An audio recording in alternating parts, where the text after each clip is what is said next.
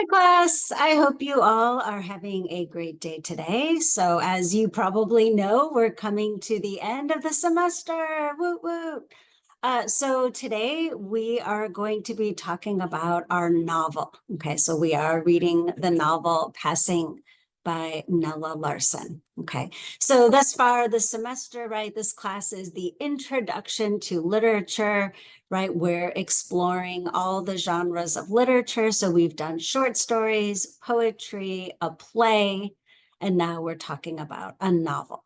Okay, so a novel, right? How do we define a novel, right? A novel is an extended fictional prose narrative. So of all the genres of literature, it's kind of interesting, actually. The novel is the newest, right? Thus the word novel, right, means new, right? It is the newest. It's only been around for about 300 years. So the very first novel, okay, written in English, most literary scholars agree that that was the novel, The Life and Surprising Adventures of Robinson Crusoe. So that was published in 1719. Okay. But we are reading the novel Passing, right? Like I said, by Nella Larsen. Okay, very difficult for me to choose one novel, right? There's so many novels.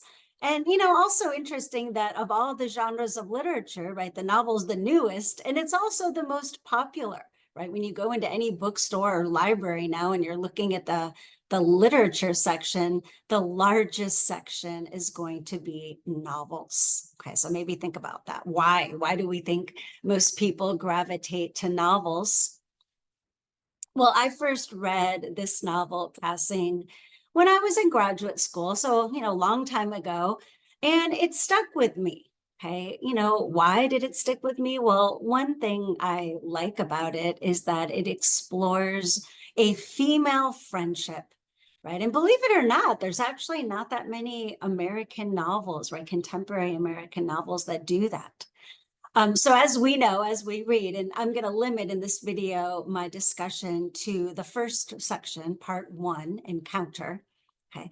So as you know, right, the novel begins with this reunion of two childhood friends. Both women are mixed race. Okay, so one of the women, Irene, we come to see that she chooses to live her life as a Black woman. She is very happily married, or is she, right, to a Black man named Brian. They have two sons, and she seems to have a very carefully constructed, controlled life, right? From the outside, it looks like this perfect family, very happy. Okay.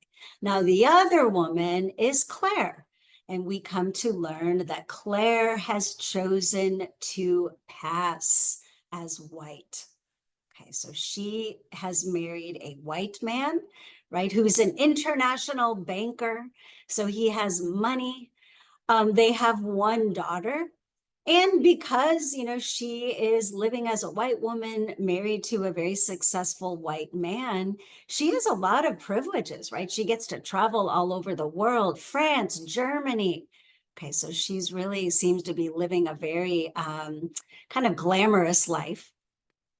Okay, and we see in part one, the novel begins with their reunion. Okay, and this is what creates conflict, right, in both of these women's lives. Okay, because we start to see that both women began to question the choices that they have made. Okay, so, this questioning, I think, is especially strong with Claire.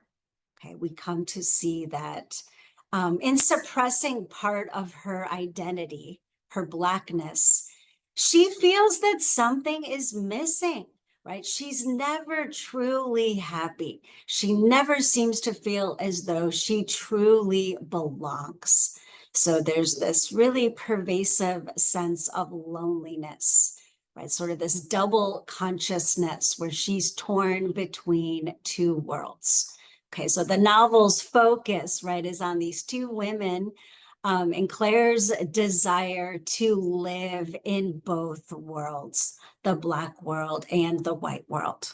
Okay, so some of the themes that we will touch on, certainly identity, right? Racial identity, also sexual identity, right? The novel's definitely about race, but it's also about sex, right?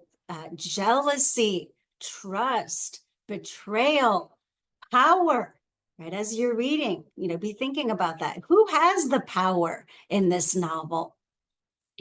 Okay, and of course, this notion passing, right? Another reason I chose this book is because I feel like passing is something that to some extent all of us can relate to, right? At some point in our lives, we've all probably sort of pretended to be something that we're not.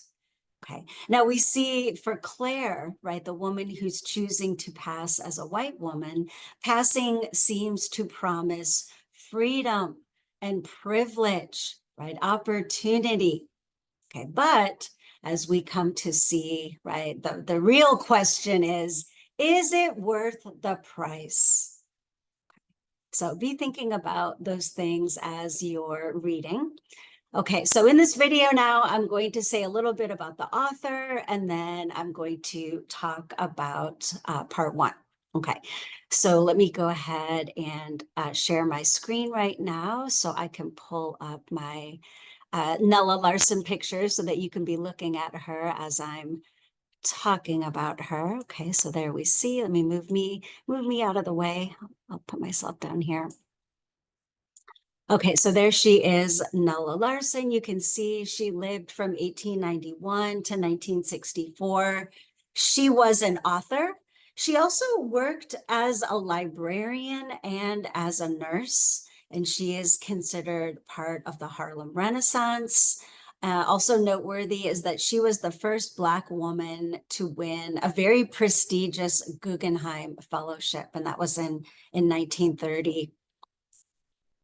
Okay, so a little bit about her. She was born in Chicago, and she is of mixed race. So her mother is Danish, right, from Denmark, right? Both of her parents were immigrants. So her mother was white from Denmark, and her father was Black, and he is from the West Indies. Okay. So they immigrated to the United States, to Chicago, and that's where they were living when Nella Larsen was born.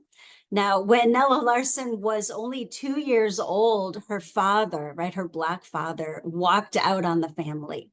So he abandoned them. And her mother remarried. Okay, so she married a white man, right? His name was Peter Larsen. That's where Nella Larsen got her last name. And he was also from Denmark. And so her mother and the stepfather, they had a daughter, right? A half sister. And so Nella Larsen was the only mixed race person in the family. Okay. And she was considered Black because of the one drop rule that I will say a little bit more about in a second. And Nella Larsen felt very much different, right, than the rest of the members of her family. She never really felt like she truly belonged. Okay, when she was older, right after she had finished high school, she went to Denmark, right, where her mother was from, in the hope that there would be less racism there, that she would feel, more like she belonged. But unfortunately, right, she wrote that she felt like she was exoticized, right? She did not feel at home or accepted. She then went to Fisk University back in the United States, right? That is a historically Black university in Nashville, Tennessee. And this was her first time living within an African American community. Okay.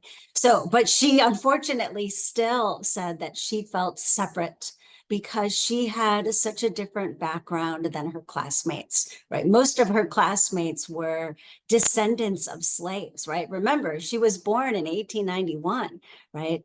I'm sorry, 1891, excuse me, right? So that was only 26 years after the Civil War ended, right? The Civil War ended in 1865.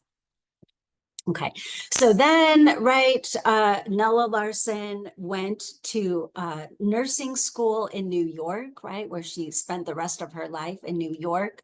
And while she was in New York, she met a man, a Black man named Elmer Imes, and he was finishing a PhD in physics. He was actually the second Black man to earn a PhD in physics. They got married when she was 28 in 1919. Okay. So she, during this time, started writing, right? She wrote her first book, her first novel, Quicksand, in 1928. Now, Quicksand is a very autobiographical novel that draws on her own experiences. It's about a mixed race young woman who travels to Denmark, right, looking for someone to marry. And then her second novel, Passing, right, which just 1 year later, 1929, right, like I said, it's not just about race, it is also about sex, right? But both of these novels focus on the experience of mixed race women. I should have also said, right, her relationship to her husband, right, the marriage lasted 14 years, so, pretty long time. It ended, though, because she learned that he was having an affair. But during their time together, right, they were living in Harlem. They were both, these two Black intellectuals. They were very much part of this movement, the Harlem Renaissance. So they hung out with people like Langston Hughes, W.E.B. Du Bois. Here. So you can, if you're interested in reading more of her, right, you might look into getting the complete collection of her fiction. The two novels as well as her short stories. And then there's also a very interesting biography about her that came out in 2006, which really focuses on the way Nella Larsen was never really fully embraced by either the Black community or the white community. Sometimes people refer to her as the mystery woman of the Harlem Renaissance. Oh, yeah, this is something I thought was kind of interesting. I wanted to share it with you. So, I am a huge fan of David Bowie. And when David Bowie died in 2016, the list, he was apparently a voracious reader, and he had made a list of his top 100 favorite books. And I was kind of like, oh, I want to see, what did David Bowie read in his spare time? And I, in perusing the list, I was so happy, right, to see that one of the novels that David Bowie included is Passing by Nella Larsen. Woo woo. And yeah, I wanted to say just a little bit more about this one drop rule that I mentioned, just in case you've never heard of this, right? So it was a legal principle of racial classification in some southern states. So Tennessee, Louisiana, Texas, Arkansas, Mississippi, North Carolina, Alabama, and Georgia, and Virginia, right? They had a rule that if you had one drop of Negro blood, okay, so basically, if you had any ancestor of Black ancestry, that you were then legally considered a Negro, right? And you did not have the same legal rights that a white person had. Okay, so this, why, right? Well, this was, many people speculate, right, that this was used to prevent interracial marriages, used to deny rights and equal opportunities, and essentially used to uphold white supremacy. Okay, and this was overturned in 1967. I also put just an image of a book, right? If you're interested in, reading more about this, I think probably the best book about this it is called Light, Bright, and Damn Near White. And so the book touches on the way, for example, America embraced Barack Obama as the first Black president of the United States, and not as the first biracial president, right? The first mixed race president, right? Because, right, we know his mother was white. Okay, so why do we always call him the first Black president and not the first biracial, the first mixed race president? And then I just also put here some pictures of Harlem, right? During the Harlem Renaissance, during the time, right, that the action of this novel takes place. So you could just sort of picture, right? So Harlem refers to an area in Upper Manhattan, New York, where many African American people lived. And this time period that we call the Harlem Renaissance is between World War One and the Depression. So say between like say 1919 to the mid 1930s. And it was a time of great artistic and cultural activity, right, among Black artists. So literature, art, music, theater, fashion, and dance, right? There was an explosion of creativity during this time period among Black intellectuals and artists. Also, in case you did not know, right, the novel Passing was adapted into a film, and that was in 2021. Now, it's a film that was made for Netflix, so it never actually appeared in the movie theaters, right? This was actually during COVID as well, right? So it came straight to Netflix. If you have Netflix, I would definitely recommend watching the movie after you finish the book, of course, right? But I do feel like the movie is very well done, very enjoyable watch. Um, I think I might have one more thing here. Yeah, I did. I put the trailer, right? You can watch the trailer for the film. I'm afraid to play it in this video because I'm afraid copyright, it might get flagged. Okay, so that is what I wanted to say about Nella Larsen. Okay, so okay, yeah. So let's now get into this book, right? And I really hope that you enjoy this book.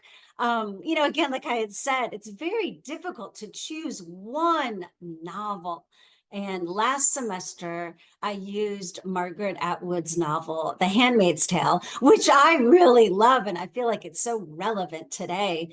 But unfortunately, some of my students didn't like it, right? A number of students complained that it was too long, that it was too confusing. So I decided to change and I chose this, right, for the reasons I already said. Plus, it's short, right? I hope real notice that this book is very short. And I also appreciate the symmetry of it, right? We have these three parts, part one, part two, part three, and each of the three parts has 4 chapters. Okay, and each of the 3 parts is approximately like 50 pages. So the whole book, you really could sit down and read it in one day. Okay, so I'm going to limit my discussion right now to part 1. I'm not going to spoil anything, right, that happens later in the novel. So let's just start. I'd like to say something about the point of view. Okay, so we are back to the third person with this novel. And this is the third person limited, right? We do get a little bit of insight into one of the characters, and that one character is Irene Redfield. Okay. But we also get some insight into what's actually going on in Claire's mind as well, because Nella Larsen includes letters, right? There are 2 letters of Claire's that we get, right? The actual words of the letter. So what she's sharing. And I just like bookmarked both of those letters because I feel like it's very interesting to get some of Claire's thoughts. And so, one of the things that stands out to me in the very first letter, Claire says, right? Again, this is her first person. I am lonely, so lonely. Cannot help longing to be with you. She's talking to Irene again, as I have never longed for anything before. And I have wanted many things in my life. You can't know how in this pale life of mine, I am all the time seeing the bright pictures of that other that I once thought I was glad to be free of. It's like an ache, a pain that never ceases. Okay, so that gives us a lot of insight, right, as to how Claire feels about the choice that she made years ago in choosing to live as a white woman. right? She refers to this pale life of hers and suggests, right, that she longs for the bright pictures, right, of the other life, right, and that she feels lonely in the life that she has chosen. Okay, so we get that. And then in the second letter, we get, this is after she's asking Irene for her forgiveness after the horrible tea party where Irene met her husband, John Ballou. And she writes in that letter, right? It may be, Irene, dear, it may just be that after all, your way may be the wiser and infinitely happier one. I'm just not sure now, at least not so sure as I have been. Okay, so that suggests Claire's conflict, right? That she's saying, maybe you made the right choice in choosing to live as a Black woman and marrying a Black man and being secure in your identity. Maybe that was the right choice. Okay, so I feel like, so even though it is the third person, right, we do get Claire's insights and thoughts. Okay, and there's more examples of that I'll come back to in the next video. Okay, so where are we? What is the setting, right? What is the time? And where is the place? Okay, now this I think is a little bit confusing when you're reading the book, right? Because she does jump around somewhat. So the novel starts at, or actually I should say we learn that their childhood, Irene and Claire's childhood, was spent in Chicago. Okay, so that's where they were born and raised. We learn that Claire's father, Bob Kendry, that he was half Black and half white, right? That his father seduced a Negro girl, okay? And that he died in a saloon fight when Claire was only 15 years old. Okay, so that was in Chicago in the past. And that Claire, right after her father died, she was sent to live with her great aunts who were white. Okay, so all that happened in the past. And that when Claire was 18, she married John Ballou. And it's a little confusing because sometimes she calls him Jack. Okay, so she married John Ballou, right? Like I said, this international banking agent. She was only 18. Okay. So then we also learn the other woman, Irene, right? That she married Brian Redfield, right? A Black man who works as a physician, and that they moved to Harlem, New York. Okay, so we have these two settings, Chicago and New York. Okay, so initially, right, when the two women run into each other, just out of the blue, they're in Chicago. Okay, why is Irene in Chicago? She lives in New York now, right? Well, she was born and raised in Chicago. Her father still lives in Chicago. And this is on the quiz, right? So she comes to Chicago to visit her father. And while she's in Chicago visiting her father, right, it's very hot, it's the summer, and she goes into this hotel, right, this restaurant on the roof of a hotel, and that's where she's sitting there having tea. And that's where she runs into her friend from her childhood, who she hasn't seen for 12 years, right? She runs into Claire. Okay. And, I feel like these settings are important. Number one, the setting where she's in this hotel rooftop in Chicago, it's implied that the only reason she's allowed to go into this, really kind of fancy restaurant is because she's passing as a white woman. She's, and she's kind of afraid, right, that somebody's going to notice her, right? When she first notices Claire, like looking at her, this woman keeps staring at her. Her first thought is, oh no, right? She knows my secret. She knows that I'm Black and I might be expelled from this place. Okay, so we get this sense of her, her anxiety because of her race and because she's passing. Okay, so that part of the novel where they're in Chicago, that's when they run into each other. This chance meeting at the Drayton Hotel. And that's also where then Claire invites Irene, right, to her hotel where she's staying with her husband, Irene reluctantly goes because she doesn't really want to. She's busy, but she goes, right? And that's where she meets John Ballou, the husband. And I'll say a little bit more about him in a few minutes. Okay. So the rest of the novel takes place in New York.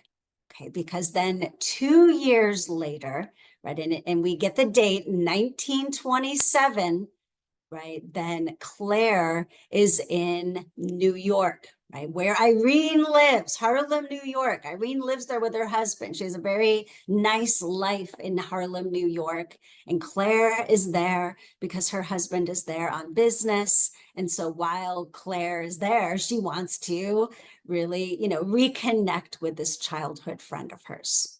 Okay, so these two settings. Okay, now let's say more about these characters from part one, right? The main characters. So Claire, right? She's, probably Claire and Irene are the two main characters. I'm going to start with Claire, right? So we know that she's 1 year younger than Irene, right? As I said, her father died when she was only 15. And so she was an orphan at age 15 because her mother had already died. Okay. And now we know that Claire is very light, right? She's only, right, a quarter, 25% Black, right? So she had a Black grandmother. Okay. And so she appears very light. Her hair is light. Her skin is light. Um, and so at age 15, as I mentioned, she was an orphan. And she was then raised by these two white great aunts. And she tells us that experience is what made her who she is today. Okay, so she says, this is on page 27 if you have the paper copy, right? They made me, the aunts, what I am today. For of course, I was determined to get away, to be a person and not a charity or a problem. Because when she lived with her aunts, she was, considered Black, again, this one drop rule. And so she was essentially like their maid. She was in charge of like the domestic work. Okay, so she was treated inferior by these aunts. And she goes on to explain, right, that made her what she is today. And she says, I wanted things. I knew I wasn't bad looking and that I could pass. Right. You can't know, Irene, how when I used to go over to the South Side, I used to almost hate all of you. You had all the things I wanted and never had had. It made me all the more determined to get them and others. Okay. Can you understand what I felt? Okay. So at this part of the book, I feel empathy for her. I feel sorry for this woman, right? This has been a very difficult upbringing, right? Her drunken father, her mother who died, and then being raised by these cruel aunts and being viewed as being inferior. Okay, so we get that insight about her. So I do feel some pity, right? And also I feel like when Irene tells her that Irene's father went to go check up on her at the aunts, right? That when Claire learns that, she cries, right? She's moved to tears, right? And the way it's described, it seems very like, again, it's like a appeal to pathos here, right? That she, it says here, Claire Kendry's eyes were bright with tears. Oh, how lovely to have cared enough about me to do that. Right? This, like, she didn't feel like anyone ever really cared about her. She didn't feel loved. Okay, so I do have some empathy for Claire at this part of the book. Okay, now the way Irene describes Claire, right? She is beautiful. She's confident. She's outgoing. She's daring. But also we see she's selfish. She's cold, she's hard, and she seems obsessed with Irene and Irene's life, right? Just the way she calls, like she keeps calling her for 3 hours, right, to ask her to come to a tea party. Um, and, she's very reckless. She takes chances and court risks to get what she wants. Okay, so this choice, choosing to live as a white woman. And why does she do it? Because of the freedom and the opportunities that being white provides. So money, safety, respect, privilege, social mobility, those are all the benefits, right, that she has of being this white woman. Okay, but we see the reason why she's so interested in in Irene, and reconnecting with Irene is because she wants to reconnect to her Black roots through Irene's connections. Okay, now as you read, be thinking about that, right? It seems that Claire gets everything she wants. Okay, and one question I will pose: how does she become a threat to Irene's carefully constructed and controlled world? Right? Right. Irene is very much in control of her world, and Claire seems to represent a threat to all of that. Okay, so Irene, let's say a little bit more about her. Okay, so, right, like Claire, she is like physically, she appears very light. So, she can easily pass as a white woman, but for the most part, she chooses not to. Okay, so she will do it when it's convenient for her. Like, for example, when she was really hot in Chicago and she wanted to get a glass of tea, she went into this restaurant and pretended to be white. Okay, but when she's with her family or her friends, she lives as a Black woman. Okay, now her life, as I said, is very carefully constructed. She is a wife and a mother, and I think she's a good mother. She's very devoted to her family. And when Claire asks her, well, why don't you ever pass? Why didn't you choose to pass? Irene says, I've never thought of it because I have everything I want. Right. And when we look at her life, it seems as though she does have everything she wants. I mean, like, in my opinion, she has a life of leisure, right? She doesn't work, right? She doesn't even do any domestic work at her home. She has maids, right? Her husband's a physician, and money is never an issue for her, right? Like, she's constantly shopping for new dresses, and she's, going to tea parties and planning tea parties and planning dinner parties. And so, right, she also spends some of her time volunteering for the Negro Welfare League. So she has a very, in my opinion, like kind of easy life. She takes naps. Right? Notice that as you're reading, right? This theme of these naps, these long naps. She doesn't really seem to have very many worries about, again, like bills and things like that.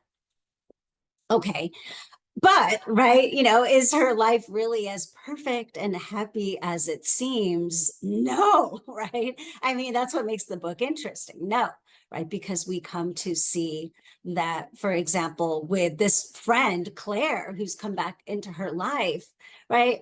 It's very interesting that she is initially so opposed to reconnecting. She didn't want to go to the tea party. She keeps saying, I'm through with her. This is the last time I'm going to see this woman. And why does she say that? And then why does she keep going back? Right? Why does she keep, saying, I'm never going to see her again. I'm not going to answer the phone. I'm not going to, read her letter, but she always does. Right? And I feel like there is this real attraction, right, between these two women, right? That Nella Larsen seems to be suggesting that maybe it is a sexual attraction. Okay? And then also we can see that Irene's marriage to her husband, Brian, right? Brian Redfield, it's really not that great, in my opinion. Okay. So, from the outside, it might look like they're very happy because they have everything they could ever want, but they're very secure financially. But emotionally, do they seem to be that happy and that suited for each other? So in part one, Nella Larsen starts to develop this idea that Brian, the husband, is actually really not very happy in Harlem, New York, that he really wishes that they lived in Brazil. Okay, that's where he wants to be. Okay, he feels like he would have a better life in Brazil because there would be less racism. Whereas Irene is very much opposed to that idea. So that conflict is always sort of like lurking. And then also, I think I'd like you to think about their parenting philosophy, right? Because as I mentioned, they have two young children.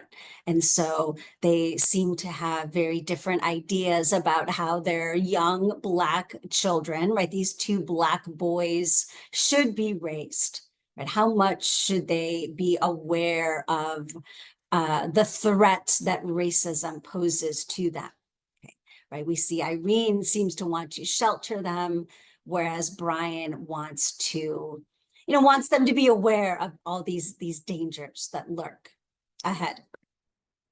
And then just the last character that I'd like to say something about is Claire's husband, John Ballou, right? And again, it's a little confusing because sometimes she calls him Jack. Okay, so we come to learn that he does not know that his wife has Black ancestry. So he does not know that. She has never shared that with him. That is her secret that she harbors. And we come to see at the tea party, right, that this character is just a terrible person, in my opinion, right? He's a terrible racist. Just like his personality, he's very difficult. And it's very difficult for Irene, right, to hear the way he talks to his wife and just his ideas about race. So that makes it even more complicated, right? This idea that not only is Claire married to a man who does not know that she's Black, but that he is terribly racist.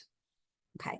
All right. So that's all I am going to say for now, right? I look forward to reading your thoughts on the discussion board, right? I did post 2 questions, right? You'll have a choice for both of them. Okay. So I can't wait to see what you think of the book. Keep on reading, and I'll see you next time.